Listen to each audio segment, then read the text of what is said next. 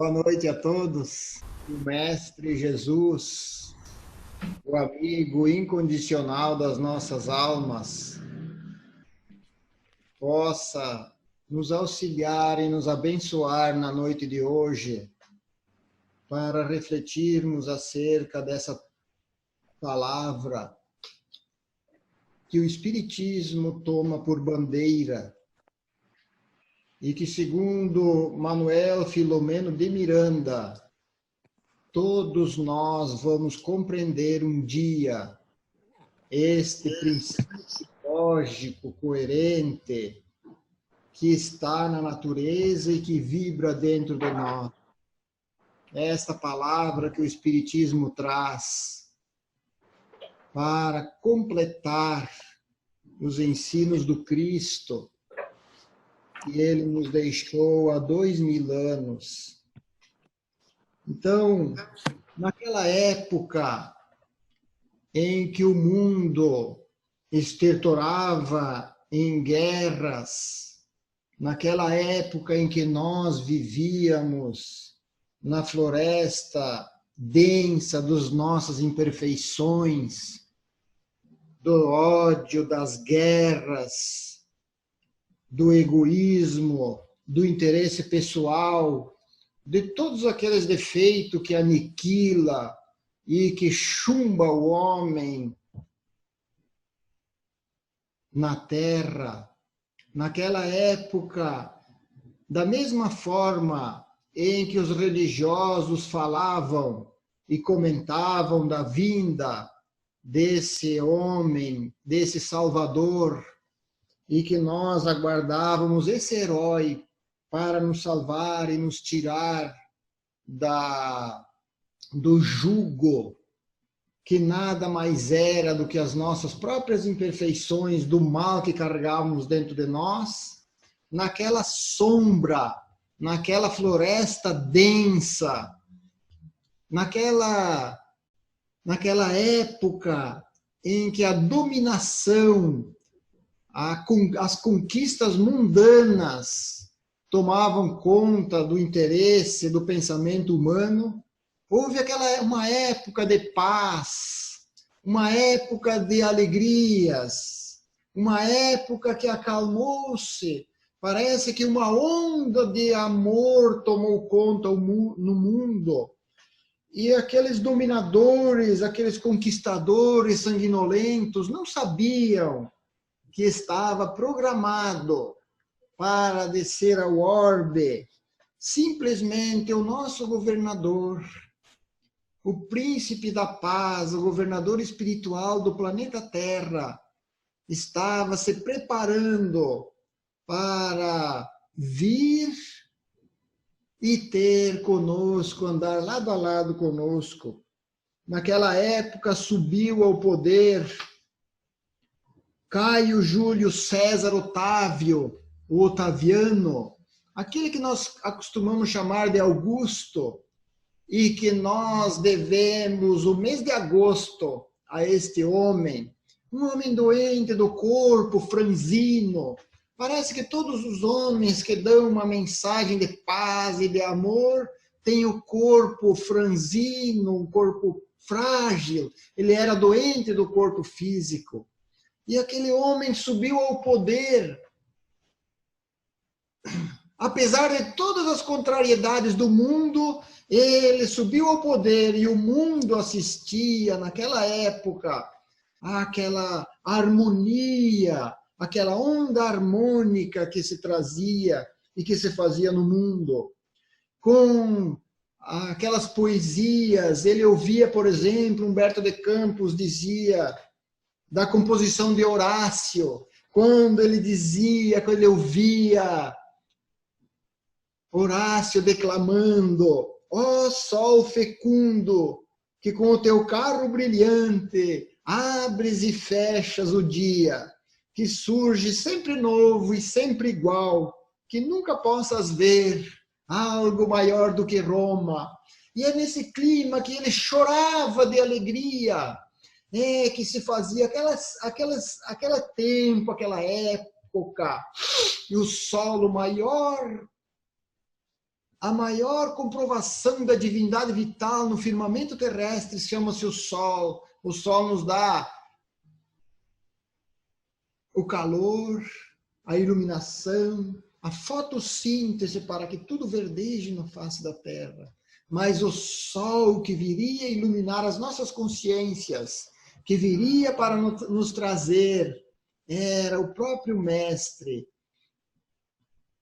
O Sol das nossas vidas, que iria encarnar entre nós, estava pairando no ar, se preparando para nascer entre nós. E aí ele nasce para despeito e para desespero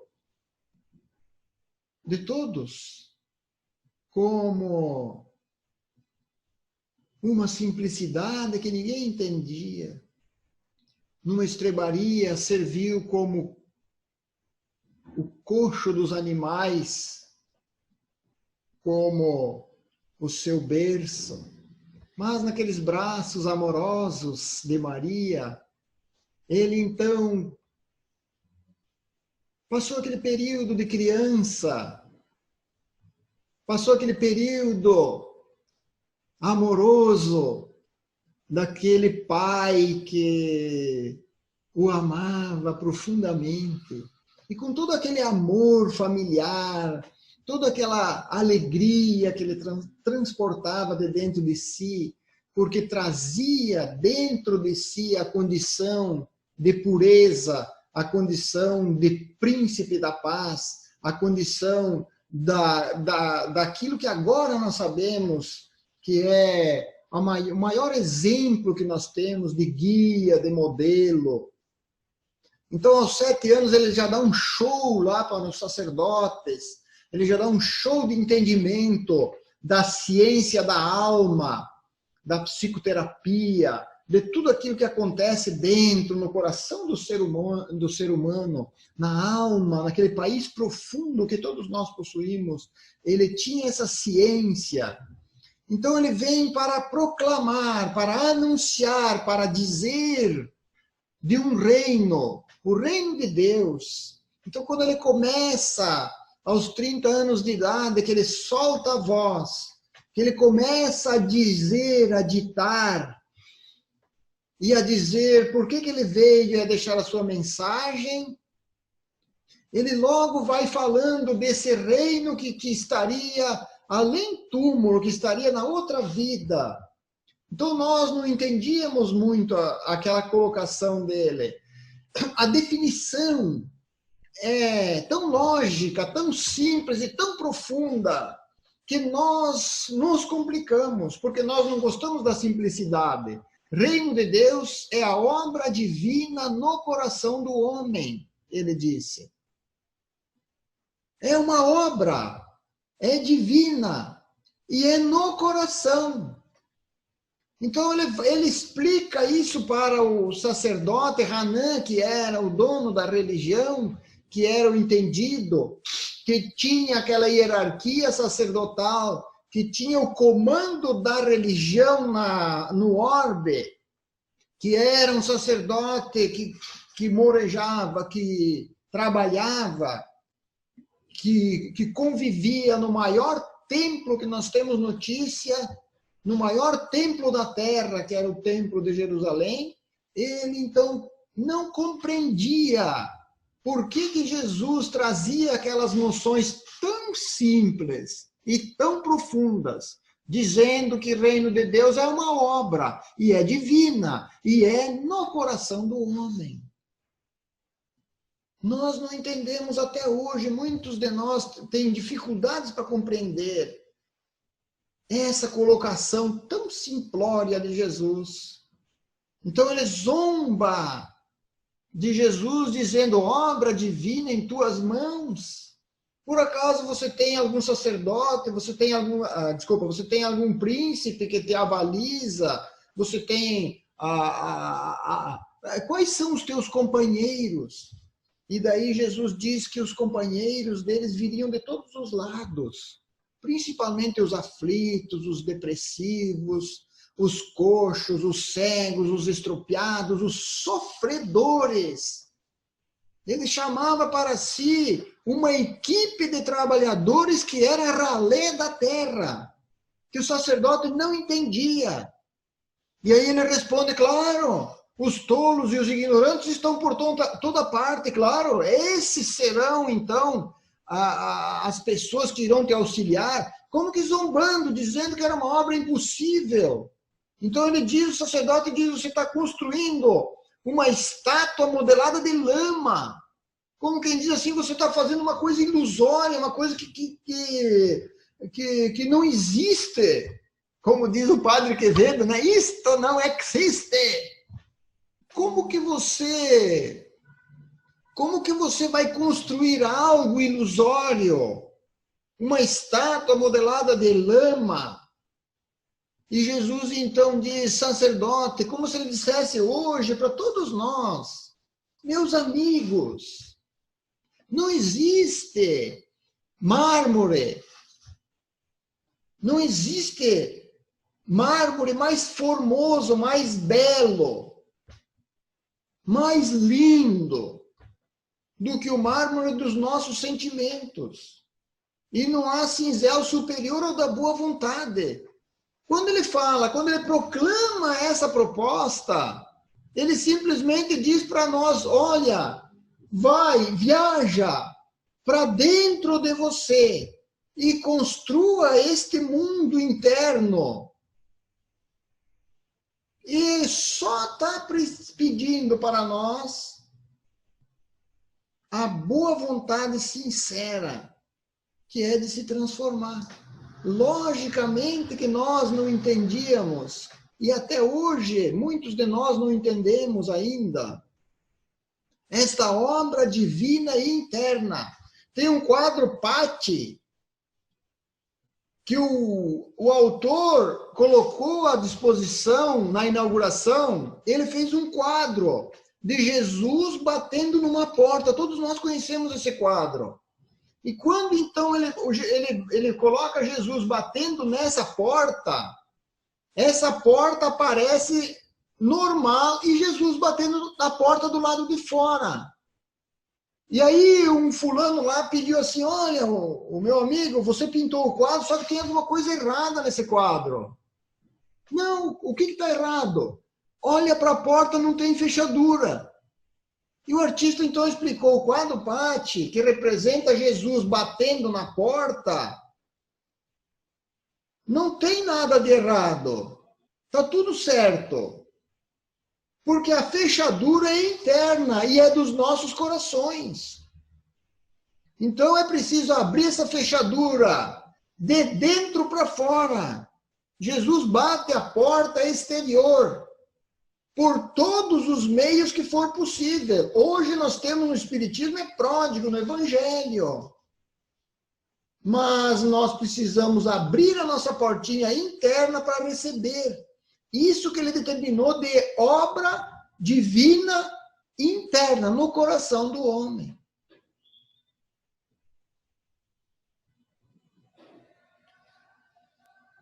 E aí, claro que ele não ia entender. E Jesus disse, peremptoriamente, que essa obra estava completa dentro dele. Ele diz em palavra, a letra mata e o espírito vivifica. Mas a letra, a forma com que ele diz assim, eu tenho o amor e a verdade e sei qual é a vontade do meu Pai que está nos céus. Então, o reino, a construção, aquilo que ele chamou de uma sementinha que está dentro de nós, era uma árvore dentro dele. O sentimento que está adormecido dentro de nós está acordado dentro dele. O Cristo que está dormindo dentro de nós está acordado dentro dele. Está desenvolvido na sua plenitude. E Gandhi vai dizer que se um homem atingir a mais alta qualidade de amor, este homem levará à libertação de milhões de homens. Então, Gandhi, que tinha a mais alta qualidade de amor, leva à libertação de mais de 800 milhões de paquistaneses e indianos do tacão inglês, da libertação do jugo do tacão inglês. Mas Gandhi tinha a condição relativa de desenvolvimento do amor, tanto para construir esta obra exterior. A obra interior é que ditou a obra exterior. E Jesus tem a plenitude do amor. Ele tem a obra desenvolvida. Então ele sai dessa conversa e Humberto de Campos narra, então, uma conversa com um candidato intelectual. Ele diz assim, Humberto de Campos vai contar que esse candidato intelectual se candidatou, então, a essa proposta que Jesus falava, que ele trazia para espalhar, para colocar nos corações. Então, Jesus explica para esse candidato que se caracterizava pela profunda capacidade intelectual. Nós devemos cuidar com o intelectualismo, porque é o que mais nós fizemos durante esses 2000 anos com a proposta do Cristo. Nós dissertamos, nós estudamos, nós meditamos, mas nós não sentimos e não vivemos a mensagem dele. É por isso que nós ficamos patinando. Então, esse candidato, ele queria ser alguém do colegiado de Jesus, daqueles que viriam de todos os lados. E Jesus vai rejeitar esse candidato intelectual. E isso é para chamar atenção para nós que estudamos a doutrina dos Espíritos do Evangelho. Porque muitas vezes nós estamos estudando, nós somos sábios, mas não temos a sabedoria. Mas não temos o sentir e o viver. Então ele vai dizer que esta lei, ela se daria com muito sacrifício, com abnegação, com trabalho dos seus aprendizes. Ela ensinaria nós a pagar o mal com o bem. É difícil, né? Pagar o mal com o bem. Aquele que te faz o mal, nós passaríamos a pagar com o bem. Aquela pessoa que me faria um mal grande, eu deveria perdoar ela infinitamente.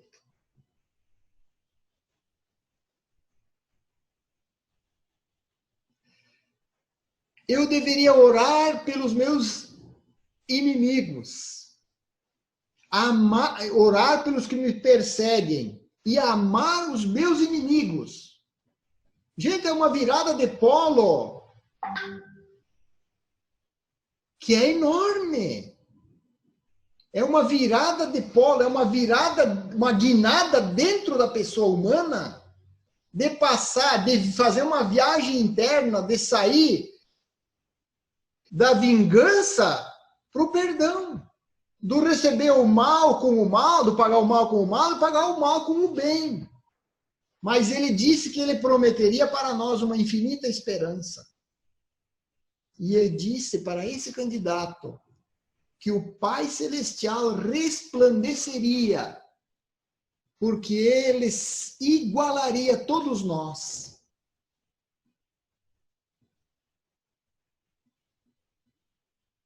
Judeus e gentios seriam irmãos. E daí o candidato pergunta qual que é a escola, qual que é a escola filosófica que você vai adotar. Ele diz a escola filosófica, a escola será a escola do céu. Quem presidirá o nosso movimento? Nosso Pai Celestial. Então a escola é divina, é celestial, a pedagogia é celestial. E essa pedagogia deve ser conhecida, que é diferente de ser estudada. Ela deve ser conhecida. Agora, nós vamos entrar num ponto essencial. Porque daí ele morreu. Olha o desespero dos aprendizes, ele morreu. toda essa escola celestial, nós devemos entender que Deus, na sua infinita bondade, não iria fazer com que nós tivéssemos numa única vida, numa única existência, a condição de viajarmos, de fazer essa viagem, de virar os polos que nós estávamos, de virar do polo norte para o polo sul, da vingança virar para o perdão, do mostrar a mesma face para mostrar a outra face, do viajar do mal para o bem, numa mesma vida, numa mesma existência, que às vezes é tão precária, tão passageira, tão efêmera, que os espíritos vão dizer que nós estamos na carne momentaneamente. O que é a volta do espírito à vida espiritual? O que acontece com o homem quando nós formos levados para o cemitério? Quando nós morrermos, quando o espírito desencarnar e o corpo morrer, porque o corpo morre e o espírito desencarna. Eles dizem, volta para a pátria, da onde saiu, para a sua casa, de onde se apartara momentaneamente. Então é um momento. Nesse momento é impossível nós fazermos esse processo numa só existência. Então é por isso que o Espiritismo nos esclarece, é por isso que o Espiritismo traz-nos estes esclarecimentos tão profundos para dizer que nós precisamos nascer de novo. E Jesus deixou bem claro na sua passagem, tinha um homem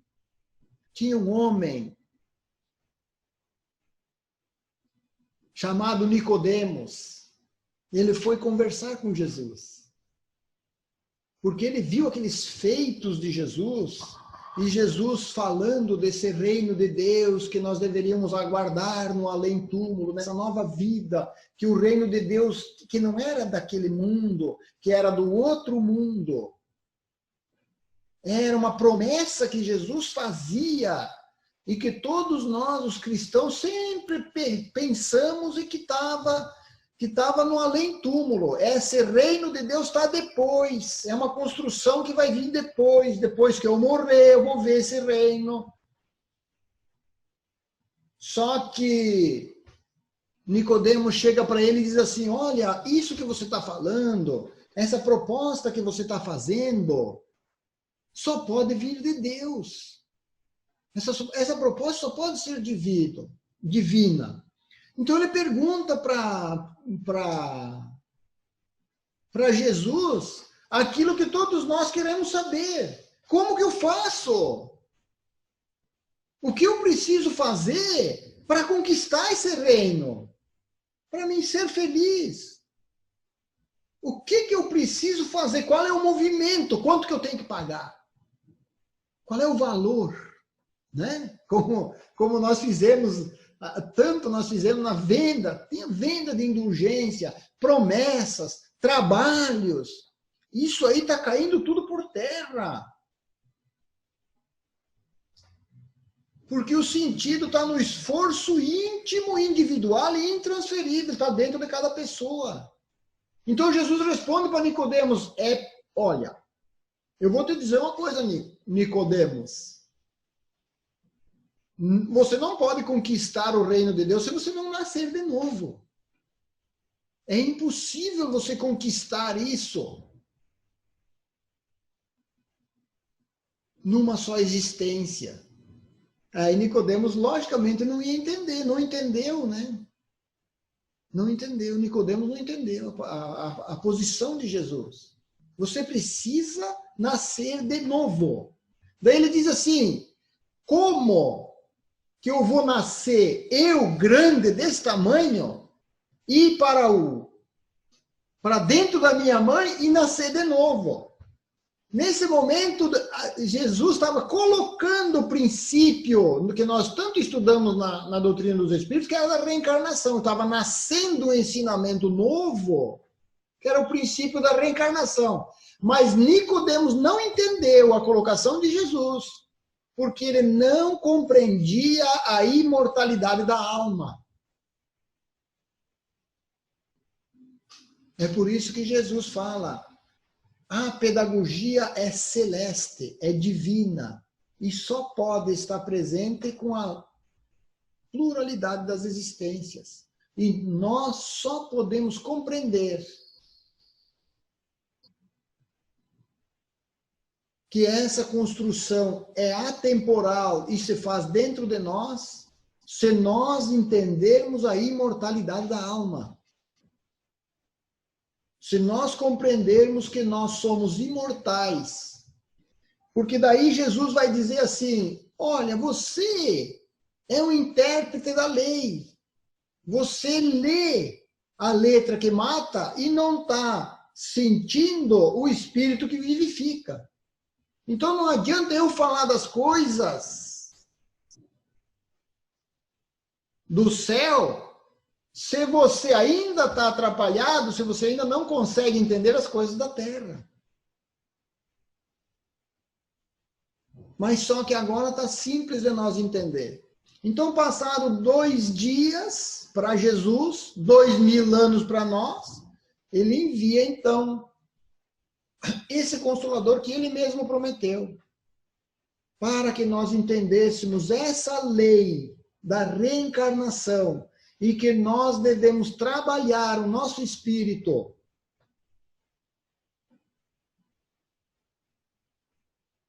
compreendendo a sua mensagem, compreendendo as suas lições, compreendendo o seu exemplo e compreendendo, acima de tudo, o que ele vai dizer para esse candidato que ele rejeitou, porque ele era uma criatura intelectualizada, mas ele não estava disposto a servir. Então ele pergunta para Jesus, quanto tempo eu vou precisar, quanto tempo nós necessitamos para implantar essa tua proposta na terra? E Jesus responde, o tempo necessário. E ele então pergunta, os livros e os apontamentos estão prontos? E Jesus diz, sim, os livros e os apontamentos estão prontos. Quais são? Nossas vidas. Então quem diz que o evangelho está escrito aqui ou acolá, está se enganando. Porque o evangelho é a mensagem de Jesus. E ele deve ser conhecido, que é diferente de estudado. Nós devemos estudar para conhecer. Porque nós corremos o risco de conhecer e ditar para os outros. Então, conhecido. Aí, meditar é pensar nos ensinamentos dele. Que o seu ensinamento é atemporal. O tempo quem determina sou eu. Eu posso construir essa sementinha, desenvolver essa sementinha que está plantada dentro de mim, dentro de ti, dentro de nós, em 1, 2, 3, 4, 5, 6 vidas. É o tempo necessário, mas o tempo é individual. O tempo é cada um que faz. Mas é necessário nascer de novo. E é preciso que nós entendamos que nós estamos vivendo numa impermanência constante, meus amigos. Numa impermanência constante. Qual é o número da tua senha? Qual é o número da minha senha? Quem quer ser o próximo a desencarnar? Quem quer ser o próximo a continuar conquistando o reino de Deus na outra encarnação? Porque simplesmente é uma troca de corpo. Fecha uma porta, abre outra, perde um corpo, ganhamos um corpício novo.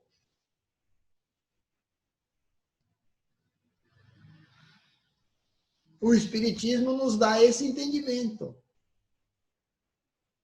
Nós podemos estar aqui ou acolá, mas o reino de Deus não está fora, ele está dentro de cada um de nós. Então é preciso nós nos compenetrar dessa ideia, dessa proposta do Cristo e começarmos a entender, começarmos a conhecer a sua mensagem, conhecer o livro sagrado que representa o Evangelho, que é a mensagem dele, a vida dele. Uma vez perguntaram para o Gandhi, Gandhi, qual é a tua mensagem? Qual é a tua mensagem, Gandhi? E Gandhi diz assim, a minha mensagem é a minha vida. A mensagem nossa é a nossa vida. Então tem um espírito amigo que diz assim, que há um deserto dentro dos nossos corações. No deserto dos nossos corações, ele fala, o deserto das virtudes, o deserto da felicidade, o deserto do bem. Mas nesse deserto, ele diz que há um oásis, o oásis das virtudes eternas, que vão desabrochar, que vão brotar, que vão crescer e que vão desenvolver, que vão se tornar árvores dentro de nós e que vão produzir frutos. E esses frutos serão os frutos do amor divino, aquele amor incondicional proposto por Jesus. Então é preciso que nós compreendamos que o reino de Deus é atemporal, que a conquista é individual e que nós precisamos fazer esforços, porque a ferramenta que Jesus propôs é simplesmente a boa vontade sincera dos discípulos. Quando ele rejeita o candidato intelectual, ele diz, stop, me procuras. Porque de tantas perguntas que ele fez, ele disse, pode procurar a tua turma. Me procure quando estiver disposto a servir. Porque o salário do cristão é simplesmente a alegria de praticar a bondade, de se colocar, de amar, de se auto-amar e de fazer o bem ao próximo, de fazer o bem sem esperar nada de retorno. Olhando para Chico Xavier, por exemplo, aquele ícone, né? Aquele exemplo maior que nós temos da doutrina dos espíritos. O ícone do espiritismo é Chico Xavier, que vivenciou na íntegra todos os postulados, todas as diretrizes colocadas pelo nosso mestre. Mas é preciso que nós entendamos que nós vamos desencarnar, vamos reencarnar, que nós vamos viver aqui e acolá. Mas é preciso que nós entendamos que nós levamos dentro de nós sempre essa condição de conquista. Na escadinha, na ordem que Jesus coloca naquela mensagem profunda do Sermão da Montanha, na ordem, nós precisamos ser mansos em primeiro lugar. E aquela criatura mansa é aquela criatura fraterna, que tem bondade, que tem generosidade, que se torna uma pessoa que procura a fraternidade. E a fraternidade universal é o nosso caminho para nos levar a uma solidariedade, que é a proposta do Cristo. A partir desse momento em que nós criamos essa condição de fraternos dentro de nós, nós vamos desenvolvendo aos poucos a compaixão. É aquele sentimento mais profundo de sentir a dor do meu irmão e sentir aquilo que aquela criatura está sentindo. Vai desenvolvendo esse reino, então, dentro de nós a partir desse momento. Aí nós vamos para um desprendimento dos bens materiais, porque se nós formos nos prendermos nesses bens materiais, nós não vamos conquistar nada internamente. Então nós precisamos nos desprender das coisas da matéria, desapegar. Não é desleixar, não é largar, não é deixar todo o mundo ao léu, não, é trabalhar. Mas nós precisamos desapegar dos bens materiais e ir construindo aos poucos, porque aquilo que eu construo nessa existência vai servir para outra existência. O Evangelho é para o espírito na condição de imortalidade. Nós vamos conhecer a verdade e vamos, na proposta do Cristo, conhecereis a verdade e a verdade te libertará. Então nós vamos avançando, saindo da mansidão, nós vamos buscar a verdade, que é o próprio Jesus, aquela verdade regeneradora que deu o exemplo de como se faz e ditou o Evangelho como um siga-me. Como se dissesse, olha para a minha vida, olha para o meu exemplo, olha para os meus feitos, olha para o que eu faço e siga-me. E aí nós vamos ter a fé que ele então coloca, que nós temos que ter a fé que está tudo dentro dos nossos corações. Não está nada fora, está tudo em germe, nós temos uma sementinha dentro de nós que nós precisamos trabalhar para desenvolver. Nessa pedagogia divina da reencarnação, do trabalho e do livre-arbítrio, nós vamos trabalhar, vamos buscar essa fé. Nós vamos buscar, então, o perdão das ofensas aos poucos, vamos começar a perdoar uma ofensinha pequena para ir construindo um perdão futuro, de perdoar um inimigo grande.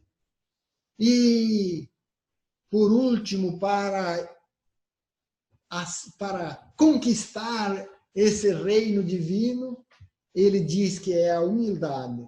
Bem-aventurados os pobres de espíritos, porque deles é o reino dos céus. O humilde já é feliz por si só. Então, meus amigos, a construção é interna, é individual e é intransferível.